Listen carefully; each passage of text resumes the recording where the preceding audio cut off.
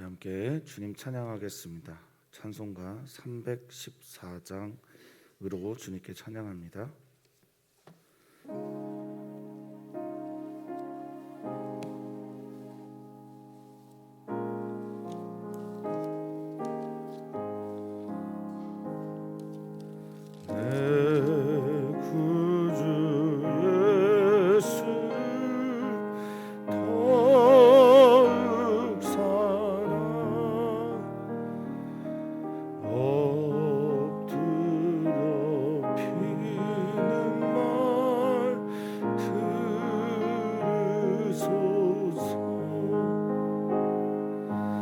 내 진정 소원이 내 구주 예수 더욱 사랑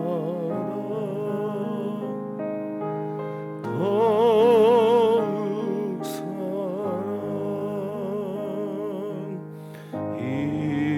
이전의 세상 난 기뻤어도 지금 내 기쁨은 오직 예수 다만 내 비는 말 내 구주 예수를 더욱 사랑 더욱 사랑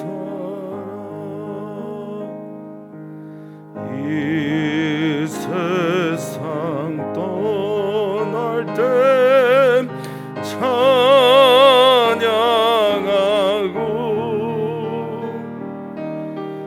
숨질 때 하는 말 이것일세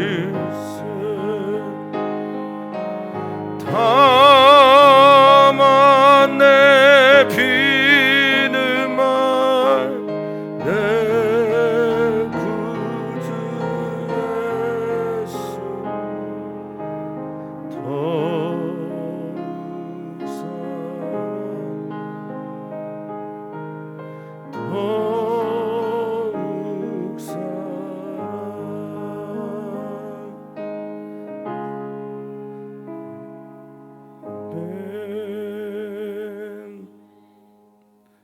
아멘. 하나님을 사랑합니다. 하나님 외에 다른 신을 섬기지 않겠습니다. 우리가 정말 하나님 신뢰하기를, 또 주님 외에 다른 것 의지하지 않기로 결단하며 오늘 하루의 삶을 시작하게 해 주시옵소서. 우리는 성경을 통해서 우리의 거울을 들여다봅니다. 어쩜 그렇게 우리의 모습과 비슷한 것들이 많은지요. 주님, 인간이기 때문에 삶에 수많은 다양한 것들이 있지만 그 본질의 모습은 같은 듯합니다. 주님, 이러한 우리를 끝까지 사랑하시는 주님께 오늘도 우리의 삶을 맡겨드리고 의탁합니다. 찾아오셔서 주님의 은총의 빛을 우리에게 비추어 주시옵소서. 어두운 눈이 밝아져서 우리가 가치 있게 여기던 것들이 가치 없는 배설물로 여겨지는 은혜를 더하시고, 우리가 소중하게 생각하지 않았던 일들이 귀하게 여겨지는 은혜를 우리 모두에게 허락해 주시옵소서. 작아 보이는 모든 것들이 주님이 함께 하시면 큰일이 되게 하시며, 커 보였던 세상의 모든 것들이 주님 만나고 나니 아무것도 아닌 은혜를 우리 모두에게 허락하여 주시옵소서. 감사함 예수님의 이름으로 기도하옵나이다. 아멘. 하나님의 말씀입니다. 사사기서 2장 1절에서 10절까지의 말씀입니다. 사사기서 2장 1절에서 10절 말씀 우리 한 목소리로 읽도록 합니다. 여호와의 사자가 길갈에서부터 복임으로 올라와 말하되 내가 너희를 애굽에서 올라오게 하여 내가 너희의 조상들에게 맹세한 땅으로 들어가게 하였으며 또 내가 이르기를 내가 너희와 함께한 언약을 영원히 어기지 아니하리니 너희는 이 땅의 주민과 언약을 맺지 말며 그들의 제단들을 헐라 하였거늘 너희가 내 목소리를 듣지 아니하였으니 어찌하여 그리하였느냐.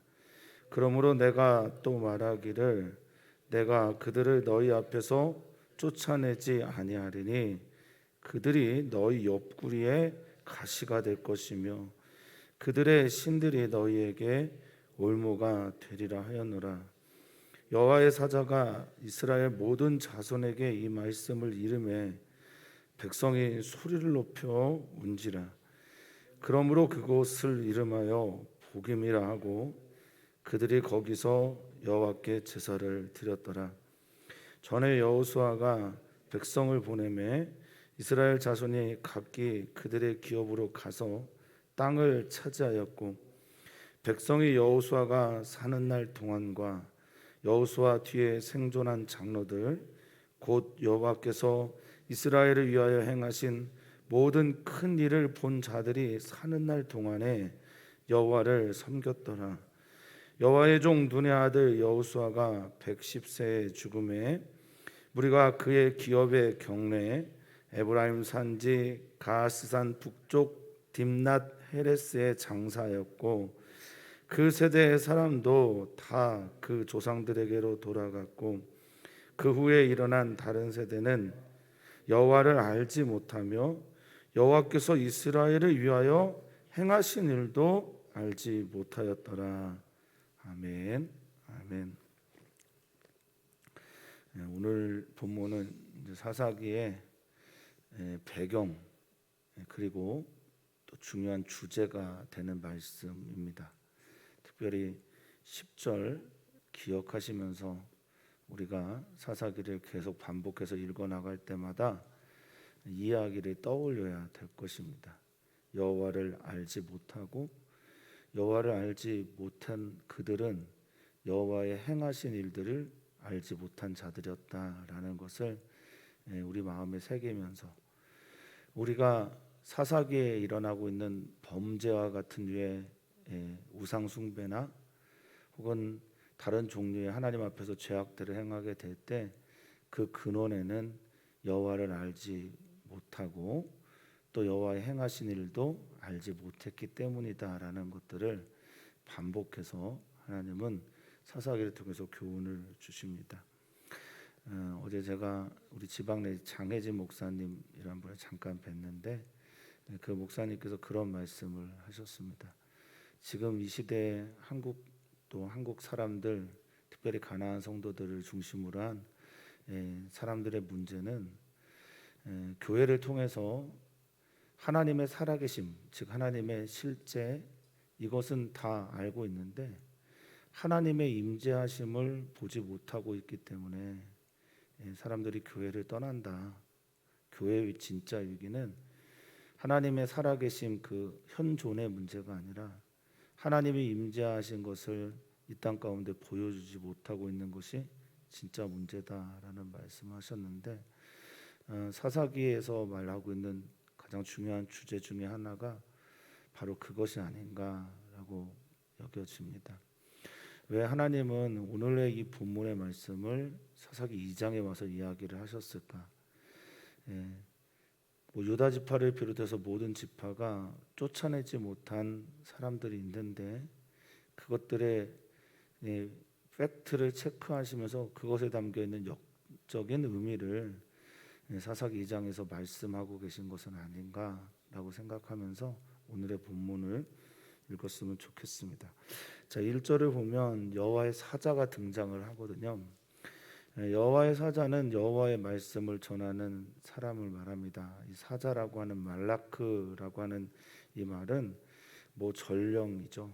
전령. 하나님의 말씀을 여호와의 사자, 여호와의 전령, 심부름꾼, 여호와께 보내진 자라는 그런 의미를 가지고 있으니까 여호와의 말을 전하는 자가 여호와의 사자입니다.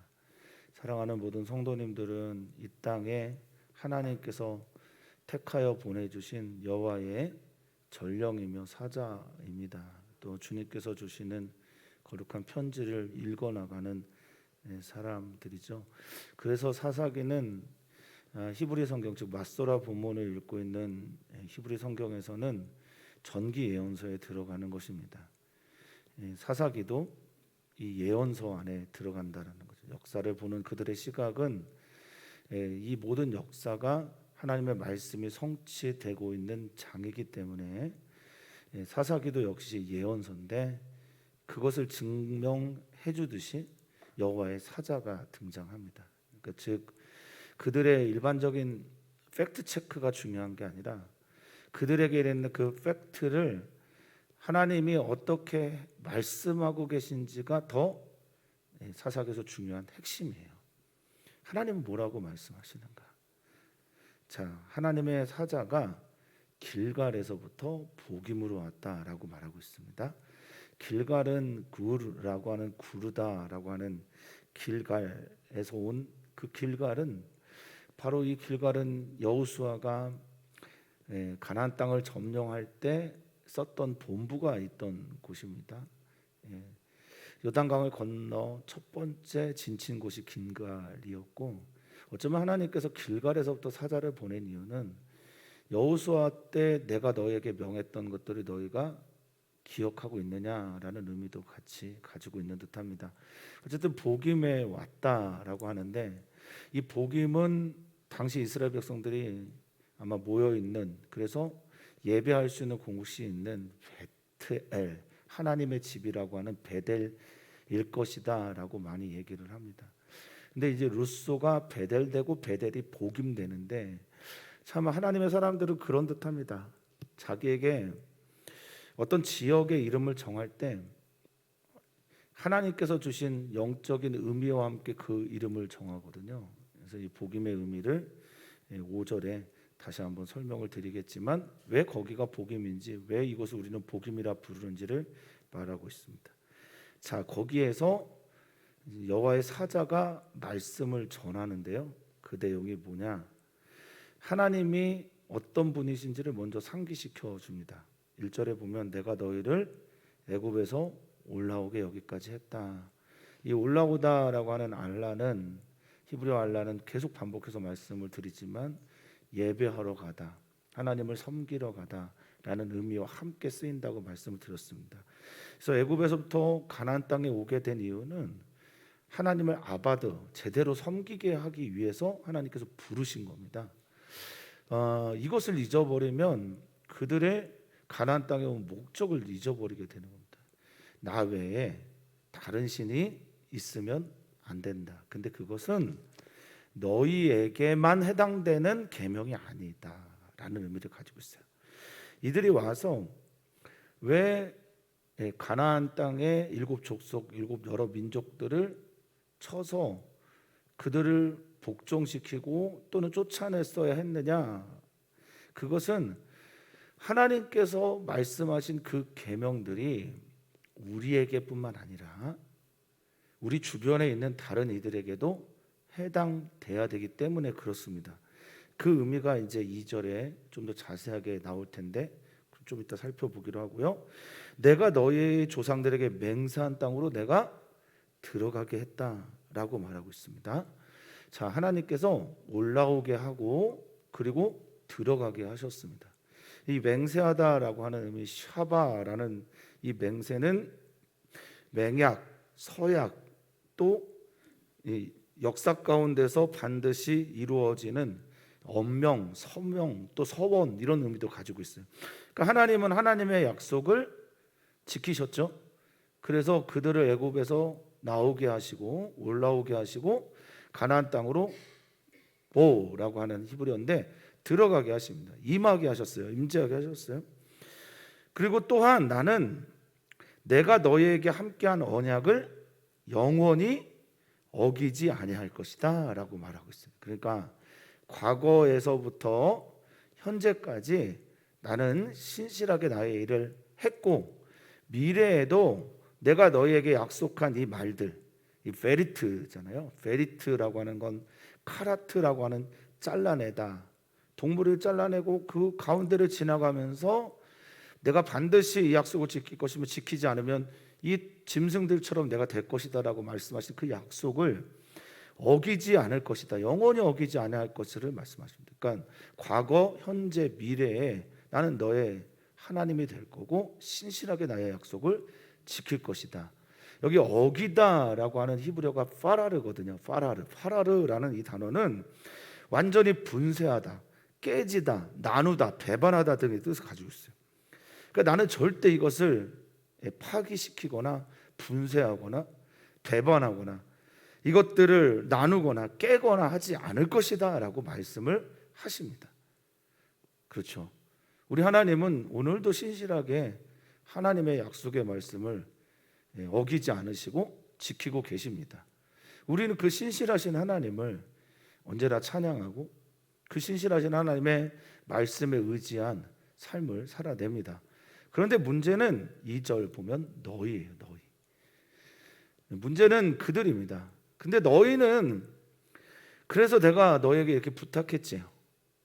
너희는 이 땅의 주민과 언약을 맺지 말라. 이 언약이라고 하는 건 하나님과 맺은 언약처럼 똑같은 단어인 베리트입니다. 맺지 않고 그들의 제단들을 헐라라고 말했습니다. 그러니까 그들이 분배받은 땅에서 해야 되는 건 가나안 땅의 족속들을 쫓아내는데, 쫓아냄의 의미가 바로 여기 있는 거예요. 그 쫓아냄의 의미가 뭐냐? 그들과 언약을 맺지 않고 또 그들의 신들, 그들이 섬겼던 신들, 그 제단들, 미츠베아라고 하는 그들에게 분양하고 제사했던 모든 것들을 다 헐어버려라, 끊어버려라, 잘라버려라 라고 말씀을 하십니다. 카라트라는 단어 쓰죠. 언약할 때 쓰는 그 카라트, 다 끊어버리고 잘라버리고 베어버려라. 근데 그들이 쫓아내지 못한 거를 하나님의 말씀은 이렇게 말합니다. 너희가 내 목소리를 듣지 않았다라고 말하고 있습니다. 그래서 1장을 할 때 제가 계속 반복해서 사사기에서 말씀, 믿음의 문제다. 듣지 않았고 믿지 않았기 때문에 그들을 쫓아내지 못하고, 그들을 쫓아내지 못했기 때문에 여전히 그들의 그 신들을 섬겼던 그 제단들이 여전히 남아 있는 겁니다. 그래서 하나님 말씀하고 있습니다. 너희가 그렇게 했기 때문에 3절에 나도 그들을 너희 앞에서 쫓아내지 않을 것이다 라고. 자, 쫓아내는 건 1장에 보면, 사사기 1장에 보면 누가 안 한 거죠? 이스라엘 백성들이 안 한 거예요. 못한 겁니다. 믿음이 없어서 여호와께서 항상 함께 하셨지만 한 걸음 더 나아가지 못한 거거든요. 산지 족속이기 때문에, 골짜기에 살고 있기 때문에, 철병거가 있기 때문에 각양각색의 이유들이 있지만 결국엔 믿음의 문제 때문에 그들이 쫓아내지 못합니다. 그런데 3절에 보니까 믿음으로 나아가지 아니한 그 행위 때문에 나도 너희가 한 것처럼 그들을 쫓아내지 않을 것이다 라고 말하고 있습니다. 하나님에게 문제가 있는 게 아니라 이스라엘 백성들의 그들의 믿음에 문제가 있어서 하나님의 일이 일어나지 않은 거죠. 그들을 쫓아내지 않는다라고 하는 이 가라시라고 하는 단어는 기본적으로 쫓아내다인데 추방하다, 밀어내다, 또 때로는 이혼하다라는 뜻도 있습니다.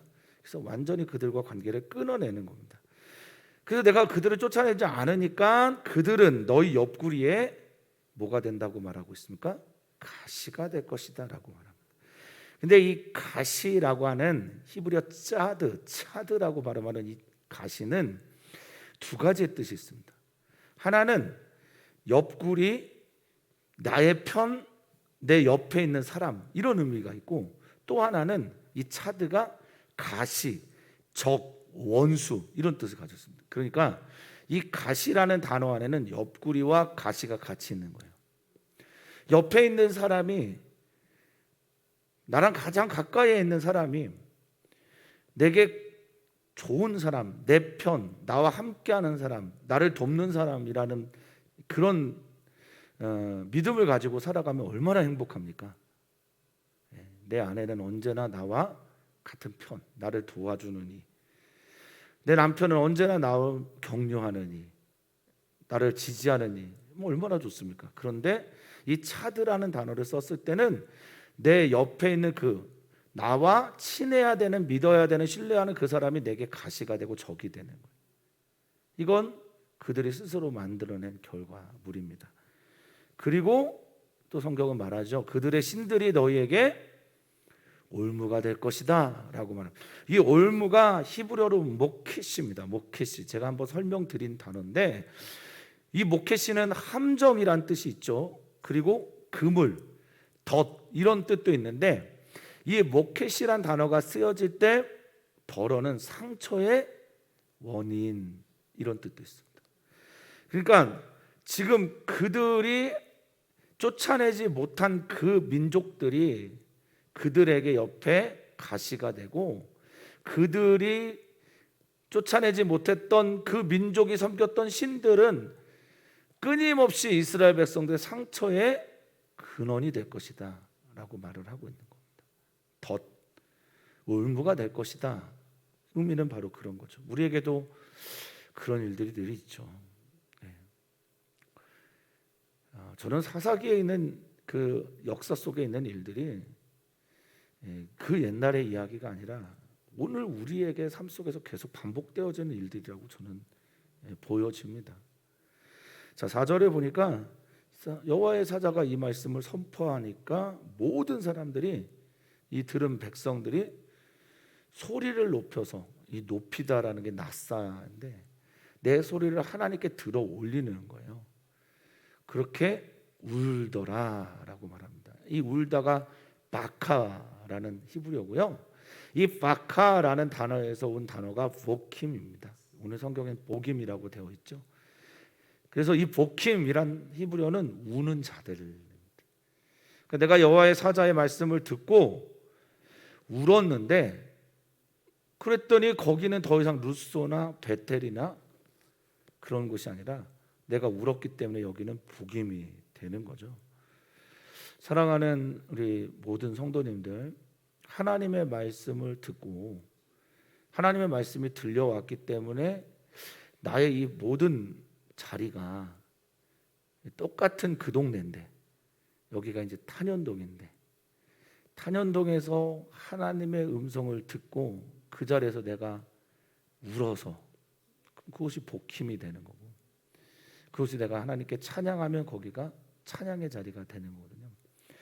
그러니까 하나님을 만난 그 어떤 시간, 하나님을 만난 어떤 시간 속의 틈, 하나님을 만난 우리들의 이 삶에서 균일을 일으키면서 들어온 하나님의 시간이 우리 속에 어떤 기억으로 남아있는지는 모르겠으나 그 기억들을 잡고 살아가는 성도님들 되시기를 축복합니다.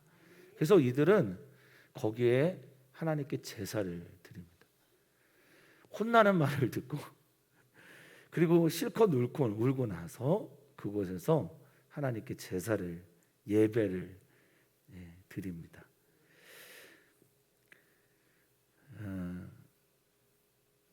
설교하는 입장에서 참 항상 어려운 것 중에 하나가, 혹시 제 말이 누군가에게 상처가 되지 않을까 참 두렵습니다. 그런데 어떤 분은 자신의 이야기를 지금 듣고 있는데, 뭐 제가 의도하든 의도하지 않았던, 근데 의도하지 않은 적이 훨씬 더 많겠죠. 제가 성도님들의 삶을 잘 모르니까. 그런데 자신의 이야기가 들려올 때 그것을 하나님께 더 가까이 가는 그런 은혜의 시간으로 만드는 분들이 대부분입니다. 그래서 성도님들께 참 감사합니다. 그런데 어떤 분들은 자신의 이야기가 들려오는 그 시간에 이분이 나를 어떻게 알고 이렇게 공격하지? 심하게 말하면 까네, 치네 이렇게 하실 수도 있을 겁니다. 의도했던 의도하지 않았던 단에서 혹 여호와의 사자이든 아니든 간에 하나님의 말씀이 들려올 때 우리는 더 가까이 하나님께 나아가는 그런 제사, 예배, 나를 드리는 그런 은혜가 있기를 축복합니다. 자, 그리고 사사기서의 전체 배경이 되는 이야기를 이제 사사기에선 설명을 하고 있습니다. 자, 6절 보면 전에 여호수아가 백성을 보내며 이제 보내다라고 하는 게 이제 샬라흐라는 히브리어죠. 하나님께서 내 백성 이스라엘을 히브리 민족을 내가 보내야 한다, 보내기를 원하신다라고 말할 때 썼던 그 샬라흐 똑같은 단어입니다. 파송하다, 보내다. 자, 땅을 파송해서 그들의 기업으로 가서 땅을 차지하였고라고 말합니다. 자, 그들의 기업 나할라라고 하는 것은 성경에서 이스라엘 백성들에게는 매우 중요한 겁니다. 기업, 땅, 하나님께서 주신 유산, 유업, 하나님께서 우리에게 주신 상속, 그것은 믿음과 함께 간 거거든요. 그래서 그들이 받은 유산은 전부 믿음과 관계가 있습니다. 믿음의 사건과 관계가 있습니다. 그래서 그들에게는 이 기업이 굉장히 중요한 의미를 가지고 있습니다. 나할라가 물론 유산으로서 재산의 가치도 대단한 거지만 그 안에 들어가 있는 믿음의 사건 때문에도 중요합니다. 사랑하는 성도님들은 우리 사랑하는 자녀들에게 유산은 무엇을 또 남겨주시기를 원하십니까? 남겨주셔야 할 가장 중요한 건 이들에게 기업을 주셨다라는 것과 함께 그 안에 들어가 있는 것은 믿음의 기업이라는 겁니다. 그래서 사랑하는 자녀들에게 반드시 믿음의 기업, 기억입니다. 믿음의 사건들을 같이 물려주시기를 축복합니다. 들어가서 땅을 차지하다라고 할 때 이 차지하다라는 단어는 야라시예요. 야라시. 앞에는 쫓아내다라고 할 때는 가라시인데 이 야라시에는 두 가지 의미가 있어요. 크게 두 가지 의미가 있습니다. 하나는 내가 그 땅을 차지하다, 얻다, 가지다, 소유하다의 의미도 있지만 동시에 이 야라시라는 단어 안에는 쫓아내다, 내쫓다, 내몰다라는 뜻을 같이 가지고 있습니다. 그러니까 내가 누군가를 쫓아내야 그 땅을 차지할 수 있는 거죠. 야라시는 그런 의미입니다. 가라시는 완전히 추방하고 이혼하고 잘라내는 건데 그건 하나님께서 하신다고 그랬는데 이들이 그 기업을 차지했는데 이 온전하게 차지하지 못한 그런 건들이 이들에게 언제나 가시가 되고 올무가 되었죠. 자, 7절을 보면 도대체 이들이 언제 하나님을 섬겼나? 여호수아에 네 가지 중요한 단어가 있었다고 제가 말씀을 드렸고 그 단어의 의미는 건너가다라고 하는 아바르와 거기서 취하다라고 하는 락가우와 그리고 그 땅을 분배하다라고 하는 할라크, 그리고 마지막에 여호수아의 고별 설교를 통해서 그들에게 말했던 나와 내 자손은, 내 가정은 여호와 하나님만을 섬기겠다라고 말했던 아바드라는 단어가 매우 중요하다라고 말씀을 드렸죠. 여호수아가 살아있고 여호수아 뒤에 여호수아를 기억하고 있는데 근데 사사기의 제목이 여호수아가 죽은 후에였어요.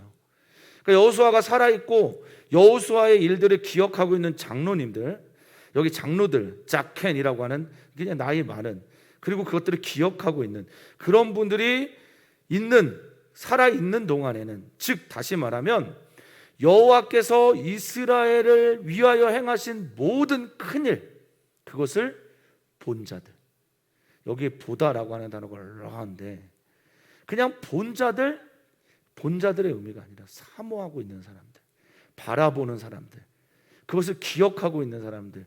그래서 지금 이 의미는 예전에 있던 것들을 계속해서 되새김하면서 사모하고 바라보고 있는 사람들이 있을 때, 그들이 리더가 될 때는 그들은 무엇을 했다? 하나님을 섬겼다라고 말하고 있습니다. 그러니까 여호수아의 네 번째 중요한 주제 단어가 되는 아바드가 그들 안에는 살아 있었다라고 말합니다.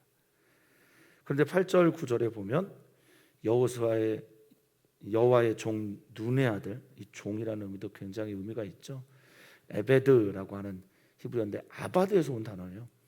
여호와를 섬겼던 그 사람, 여호와를 섬기는데 자신의 삶을 다 걸었던 여호수아, 그 사람이 110세의 죽음에 110세의 여호수아가 죽어도 여호와 하신 일들을 기억하고 큰 일들을 바라보고 그것들을 마음에 새기고 살아가는 사람들이 있었으면 그들은 다 여호와 하나님을 섬겼을 것입니다.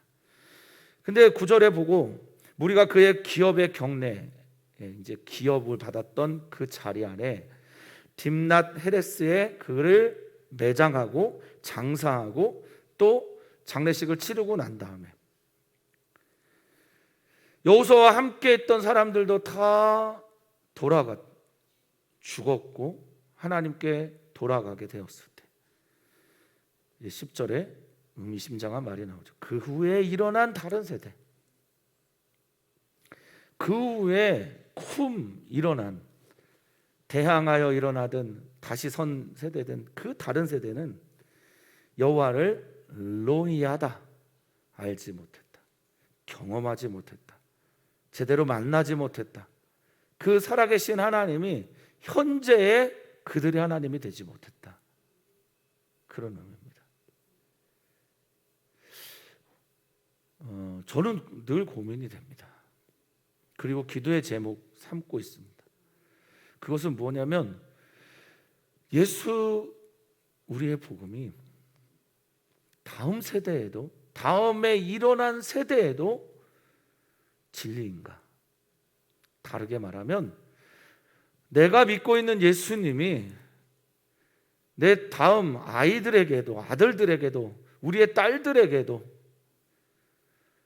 정말 복음일까? 굿뉴스일까?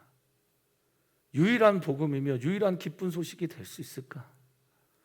예수님이면 충분합니다라고 고백할 수 있을까? 이것은 여기서 말하는 로야다, 알지 못했다라는 건 지적인 의미가 아닙니다.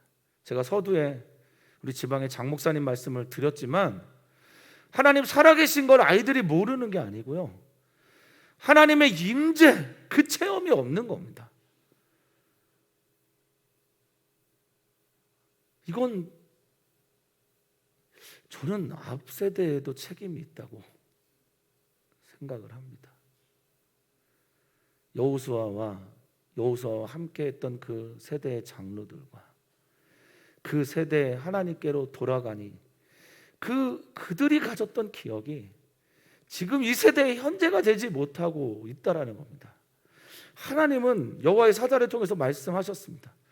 애굽에서부터 올라오게 했고 내가 지금 너희 가나안 땅에 들어가게 했으며 앞으로도 영원토록 이 언약을 어기지 않을 것인데, 영원토록 어기지 아니하실 하나님의 언약이 사라지게 되고 받아들여지지 않게 되고 믿어지지 않게 되니 로야다, 다음 세대가 여호와를 알지 못하게 된 겁니다.